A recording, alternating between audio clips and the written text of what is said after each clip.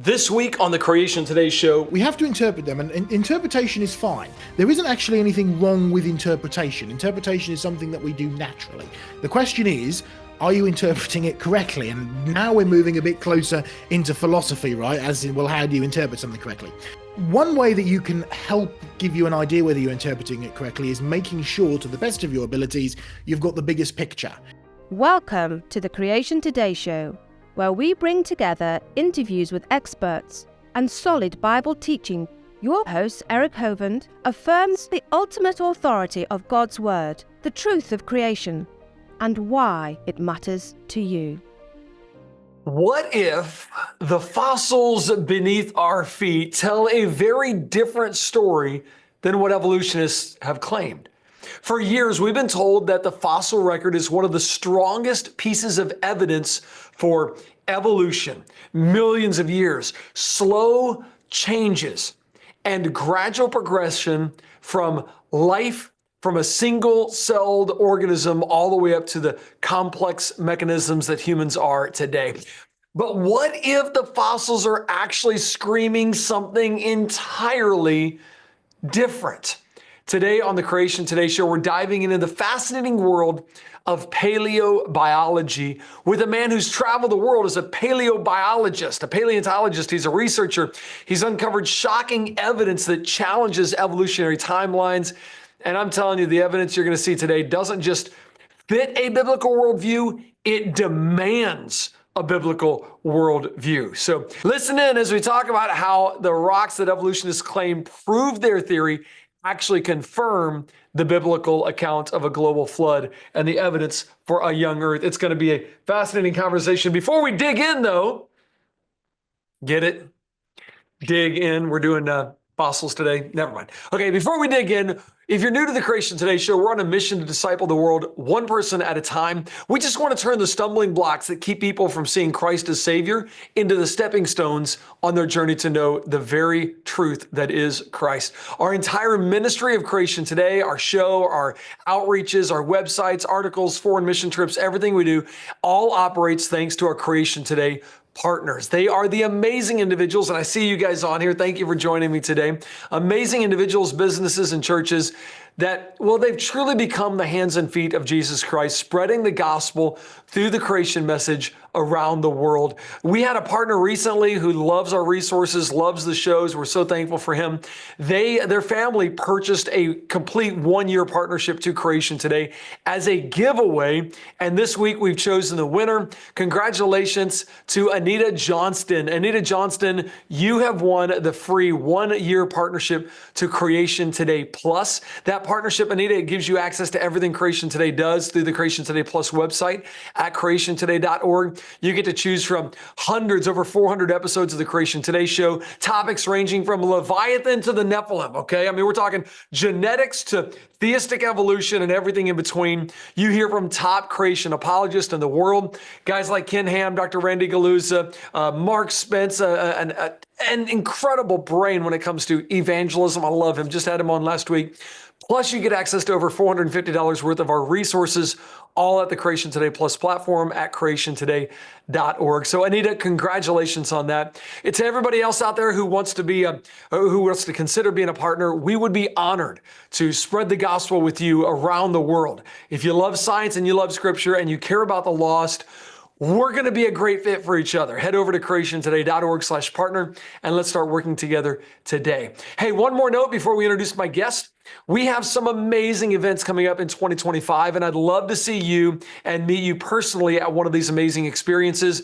We've got the Evangelism Summit. That's going to be coming up June 11th through the 14th. We partnered with Living Waters Ministry, the Ambassadors Academy. We're basically doing the same thing, branded Evangelism Summit. Going to be a great event right here in Pensacola, Florida. We got the Grand Canyon trip coming up that we do every year. This year, it's June 19th through the 25th. And if you've never done this Grand Canyon trip, it is the trip of a lifetime. I'm telling you, just head on over to creationtoday.org/events to learn more about that. And then we also partnered with Answers in Genesis, the Mount St. Helens Creation Center, and the Design Science Association. And we're putting on a Mount St. Helens trip that is going to be amazing. This truly, this is the 45th anniversary trip. You will not get to do the hikes that we're going to get to do down into the volcano, down into the gorge and everything in your lifetime, I guarantee, if it's not on this kind of trip, and these do not happen very often. So if you've ever wanted to experience firsthand evidence of the global flood and of catastrophism that Mount St. Helens showed us, you're going to want to check out that trip. Again, everything is available at creationtoday.org/events. Would be absolutely honored to have you on one of these trips and get to spend some time with you as we explore the wonders of God's amazing creation. Now, back to my world of paleobiology. I got to ask him about this guy right here. My guest today has been working with Creation Research UK since 2014. He founded the Genesis Museum of Creation Research in 2013. He has a natural science degree as well as qualifications in zoology, extensive experience in archaeology, geology, biology. Ladies and gentlemen, please help me welcome my guest today, Joseph Hubbard, soon to be Dr. Joseph Hubbard.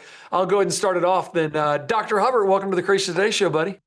Well, thank you very much. It's great to be here. And yes, Lord willing, Doctor, in a hopefully about a year's time or so. And we'll get into what I'm doing a doctorate in a little bit later, hopefully. But it's really good to be here. We were just chatting before the show. We think it's probably been at least 5 years since we were last here. So yeah, exciting stuff.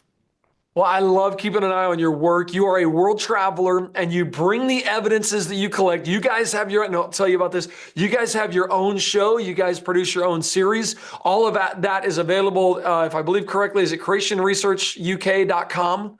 That's correct. Yes. Yeah. You can find links to all of our Q&A sites and fact files and all sorts on there. Yeah.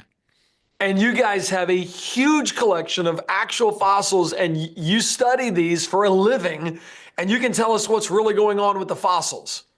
Well, we can certainly try. And one of the things that we try and do is with our museum project is make them actually museums, right? Places where you think, places where you muse. Many museums nowadays have become a museum's place where you go to get amused rather than to go and actually think. So part of what we try and do with our museums is rather than having copies or casts, rather than having big display models and animatronics, we try and get you to actually think about the real world, think about the real artifacts, and actually put real fossils on display.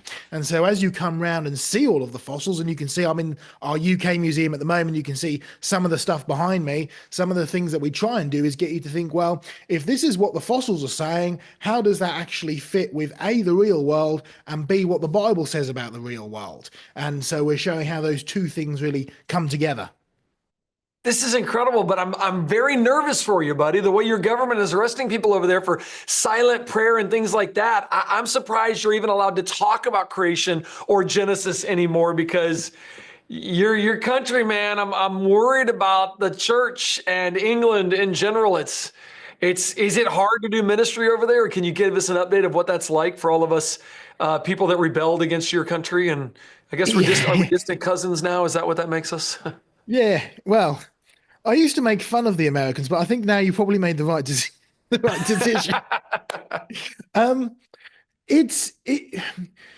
It depends what you've heard. There is some stuff which is, newspapers, clickbaity, but the reality is we are becoming we haven't been a Christian nation, if you want to put it that way, basically since World War II. And it's become increasingly worse as time has gone on. Last year was a huge year for elections and voting around the world, across the world. It was enormous. We took a massive step down with our election. My opinion is that you took a big step up with your election. We did. So I think that's probably safe saying there. But we're currently with a government that is introducing a lot of policies, particularly to do with, shall we say, some of the social issues of today, gender and all that kind of stuff. Many of these are anti-Christian, if not just non-Christian. They are actively anti-Christian, they're actively anti-God. Evangelism is difficult, not just because, like you say, there is a lot more arrests that are happening for people who are preaching. There are laws that are trying to be passed against free speech, in the sense of against Islamophobia. So to criticize Islam or to criticize anything to do with people who practice Islam is effectively to become illegal. Now, that hasn't happened yet, but these are the kind of things that are trying to be passed through Parliament. So not great. At the same time, just on the layman's level, I'm involved quite a bit with street preaching and open air preaching, engaging on an evangelistic level. Many times people just ignore you to the point where they're non-bothered, right? You don't even get a good heckler anymore, right? And I know you like a good heckler, right? Because it's great. Yeah. You can really get engaged with people. You very rarely even get a heckler anymore. And so we're at a point where we're in a very secular area. We have our creation museum. Lots of Christians travel from all over to come and see our museum, but we're right in the middle of a secular area. People walk past, people come in, and when you try and engage with them, yes, you might get into a discussion with 2 or 3 of them. Yes, you might get into a debate with some of them, to more or less extent. But many people, when they just find out what you're trying to do or what you're trying to engage with them about, they just are unbothered, don't care, walk away kind of thing. So I think we're at a point where people are just becoming so desensitized to anything spiritual, shall we say, that there is not even any sin conviction, and so we're really in a interesting place in the UK. But that being said, one thing that has really come on in the last few years, particularly since COVID, is a massive rise in home educators, as homeschoolers, right? Particularly Christian homeschoolers.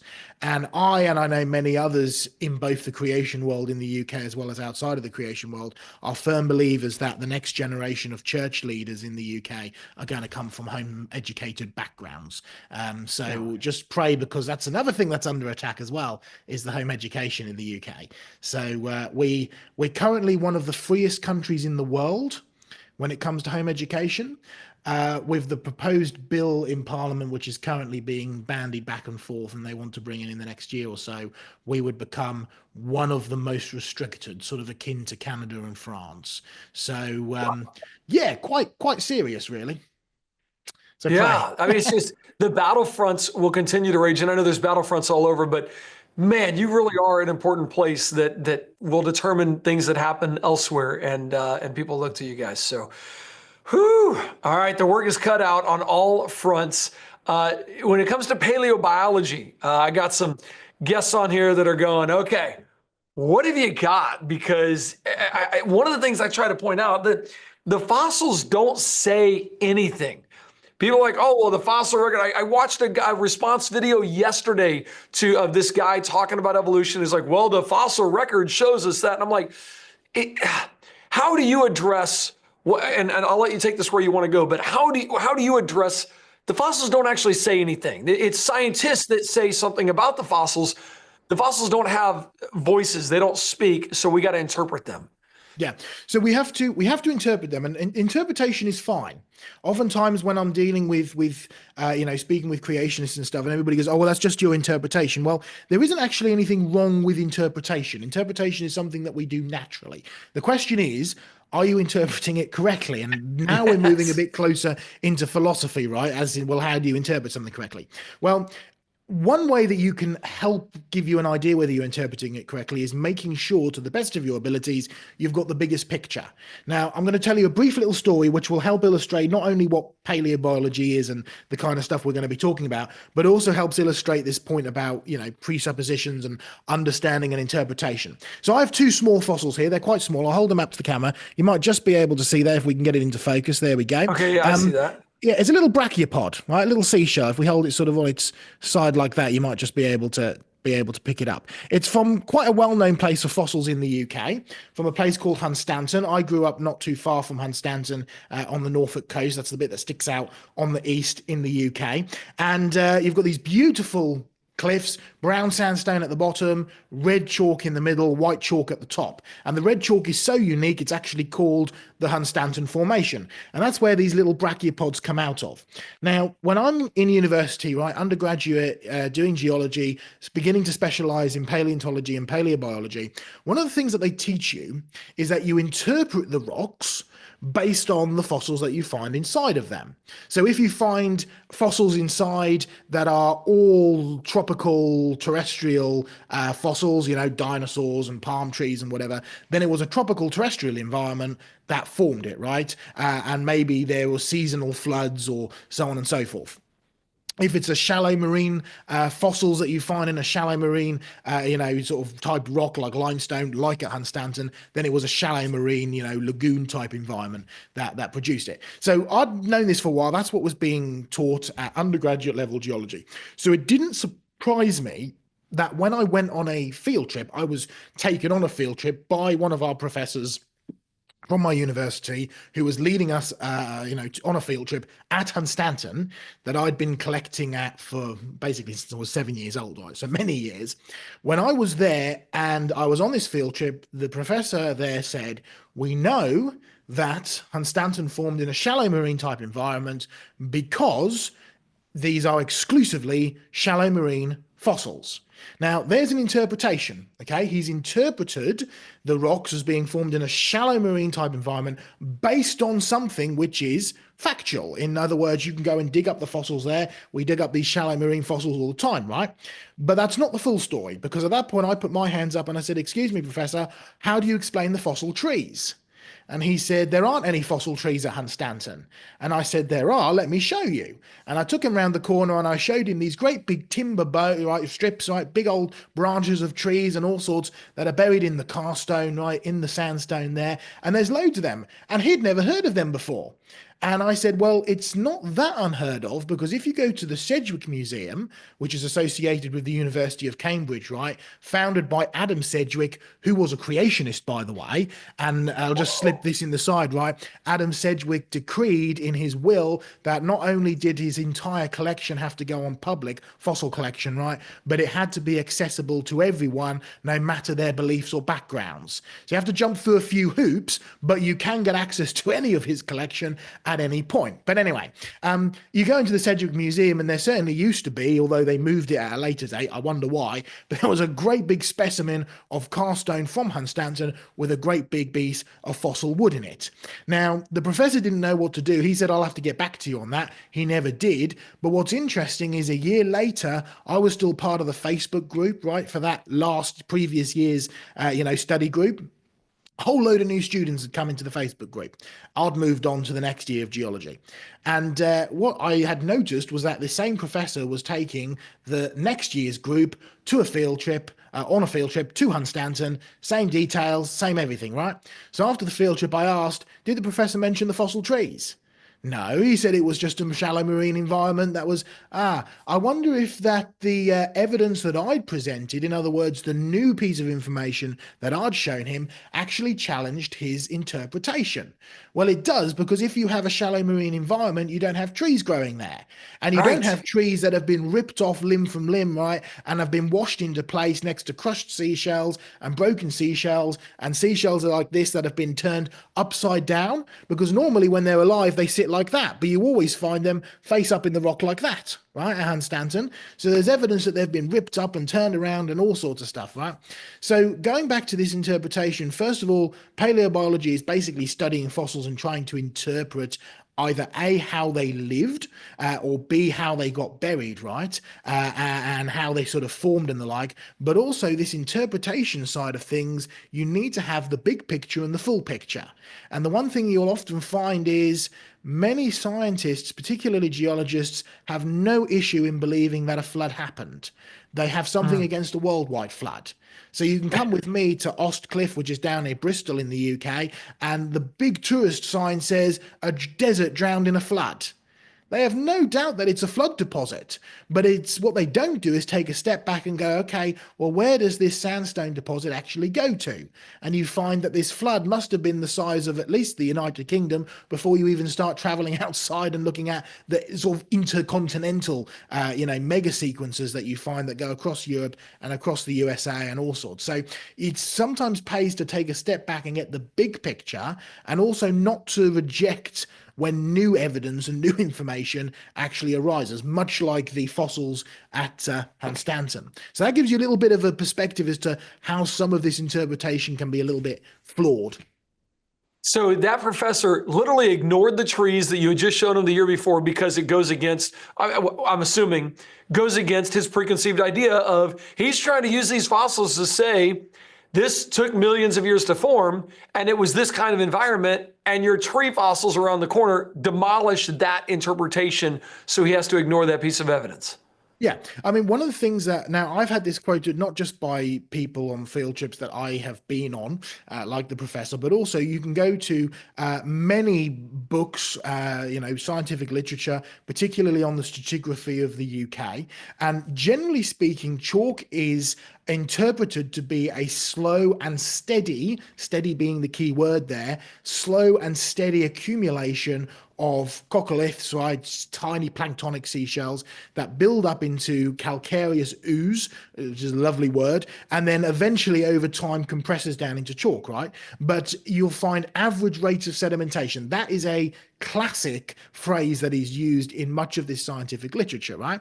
Now, average rate of sedimentation, slow and steady. Well, if you're interpreting it that way, you can do a very simple calculation. All you have to do is you have to take the amount of time that it supposedly took to lay the deposit down. You find that very easily just by taking away, right, the supposed age at the top of the deposit from the supposed age at the bottom of the deposit. Now, I'll use Hunstanton because it's off the top of my head, right? At Hunstanton, it's 109 million years at the bottom, 99 million years at the top. Now, in other words, that took 10 million years, according to the dates, to lay down the entire deposit at Hunstanton. Now, this chalk deposit is supposed to be slow and steady. Well, how high is it? Well, I'm going to have to go the British measurements, right? We know it's about 20 meters. Nice thing we about don't understand metric, that. I've got no clue what 20 meters is. It's 65 feet, I think, off the top of my head. So it's quite thick, right? But the nice thing about metric, right, is because it's all in tens. 20 meters is the same as 20,000 millimeters, and so you can do a very simple calculation, and you find out that according to the dates, right, 10 million years divided by the amount of sediment that is actually there, you're working out the rate of sedimentation according to the dates, how much sediment was being laid down every year, and the answer is 0.0002 millimeters. Now, and just so all my Americans know, naught means zero, okay? No. It means tiny fractions of an inch, right? So close you can't even put your fingers that close together. Now, the problem with that is... So you said 0.00007 millimeters. Yes, it's around 0.0002 millimeters. So I think per year.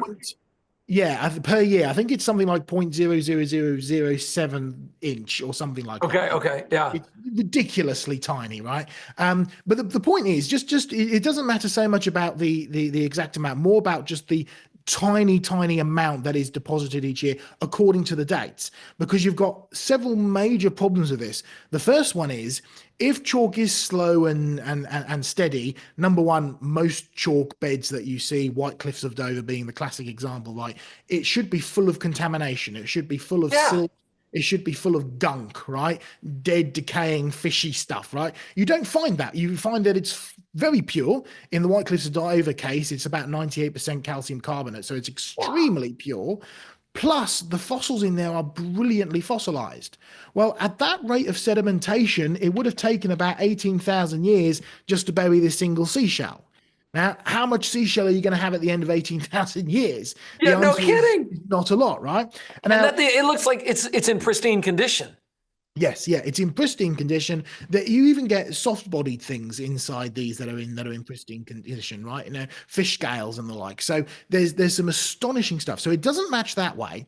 It also doesn't work very well if you go the other way, because one of the criticisms that I've had when you use that example is, well, of course, it wouldn't be slow and steady. Well, aside from the fact that that's how it is genuinely interpreted in most of the scientific literature, okay?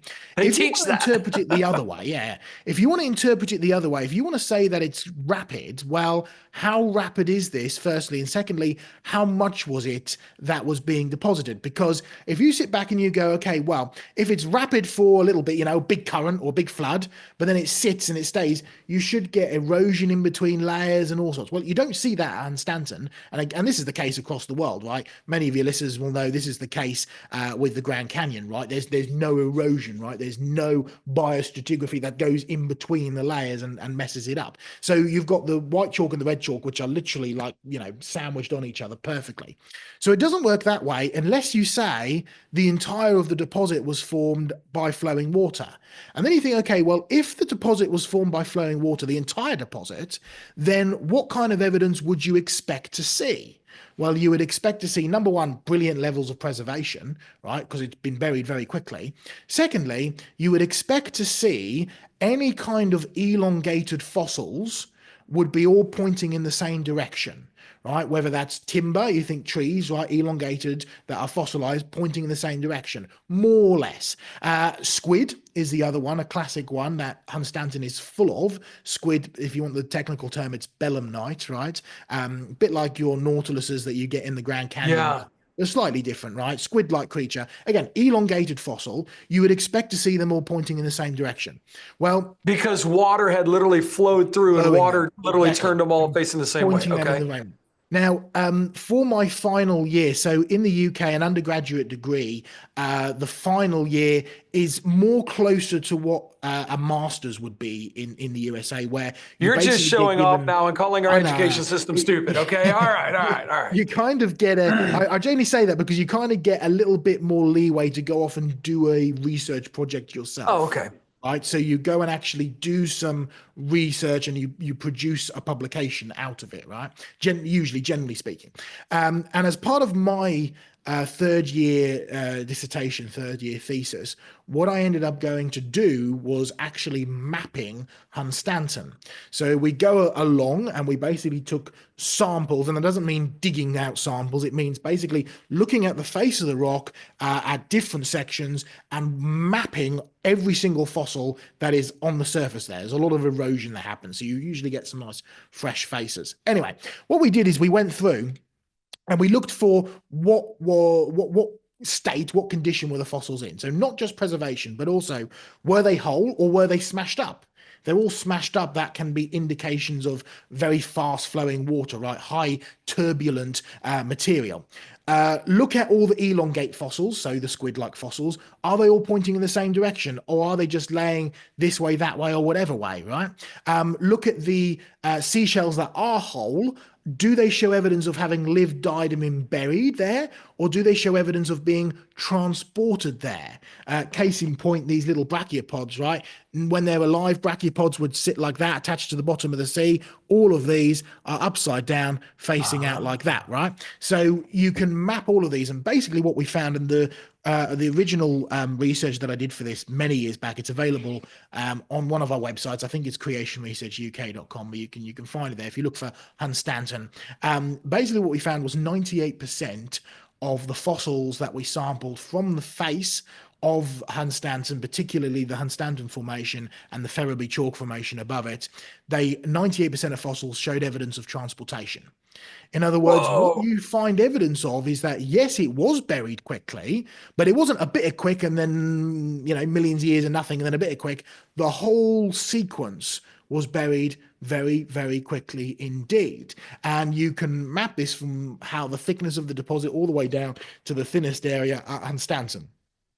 Now, if you want an authority to speak on this, one good authority is Professor Derek Ager, right, who was the professor of geology at Swansea University, wrote the controversial book, The New Catastrophism, where he basically said, creationists, please don't quote me. Well, I'll quote from another one of his books, right? The Nature of the Stratigraphic Record, right? So the nature of geology. He said that the chalk, that is the chalk that we were studying at Hunstanton, the chalk like the famous White Cliffs of Dover chalk, right? He said that the chalk extended in essentially the same form. You can find it from the Texas, Austin chalk in Texas, across Ireland, right, across the UK, across all the way through the UK, through Europe, right, Normandy and the like, until you get over to Turkey. Now, that's a very, very large flood. Becomes even bigger when you realize it's turned up in Australia as well. Oh, So it's a really enormous type flood that we're looking at here, which is why, going back to that original point, you need to take a step back sometimes and get the big picture of what all of geology says, because many of these deposits go across continents. so does the fossil record prove evolution? Well, it certainly doesn't support it. Put it that way. I'd be wary any time anybody tries to say prove or disprove one way or the other, right? Because that's ultimately not what science does. But if you're looking for evidence, objective evidence, the fossil record does not support evolution. You can go one step further than this, because I've got another fossil here from our museum collection, and some of your viewers might be able to recognize this. This is actually from our After Their Kind display, After Their Kind being a reference to Genesis chapter 1, right? And you'll be able to recognize, hopefully, that this is some kind of a fossil squid. And you know that it's some kind of a fossil squid for one simple reason: it looks like it. Right, I love to do that with kids. Right, they think you're trying to trick them up or get them out, but no, we know that this is a squid because it looks like a fossil squid. It's from the Solnhofen, which is a famous deposit in Germany, supposedly around 155 million years old. It hasn't changed. Right, 10 times in Genesis chapter 1, God says that he either created things after their kind or commanded them to reproduce after their kind. And that's the evidence you see in the fossil record. Right, creatures either remain the same. If they do change, it's not evolution, it's devolution. They're going downhill, right, complex to simple. Or creatures go extinct, or they stay exactly the same, like this fossil squid. Now, this, by the way, just throw another bit of trivia in there. We call this Jurassic. Right. And I'm very happy using words like Jurassic because, well, many people, when they hear Jurassic, you think, dinosaurs, millions of years, evolution, movies that were 65 million years in the making and all that. But the reality is, Jurassic is a name coined by a man called Alexander von Humboldt, who came from an area sort of in Belgium, Germany, where today is, which was known as the Jura Mountains. And he was a geographer, traveled the world, right? And he recognized that many of the rocks around the world matched the ones back in the Jura Mountains. And so he called those rocks the Jurassic. The rocks like the ones in the Jura Mountains. So that's why I have no issue using terms like Jurassic, right? I mean, you can do this with all the rocks, right? Cretaceous, it's the Latin word for chalk, Creta. Devonian, named after the rocks in Devon where you go and get your English cream teas from, right? And you can do this over with the whole of the geological column. It's I'll tell you one thing though, while we're on, I'm assuming we've got a mostly American audience, right? See, there is one geological sequence, which incidentally also goes across the world, and I've collected in it from Canada to the USA to the UK to Australia, right? It's called the Carboniferous, or I say, at least I call it the Carboniferous, because that was the name that the British gave it, right? We called it the Carboniferous because it's full of carbon. It's where we get our coal from, right? If you've got a coal mine around you in the USA, it's probably Carboniferous rocks. But we have upper and lower Carboniferous.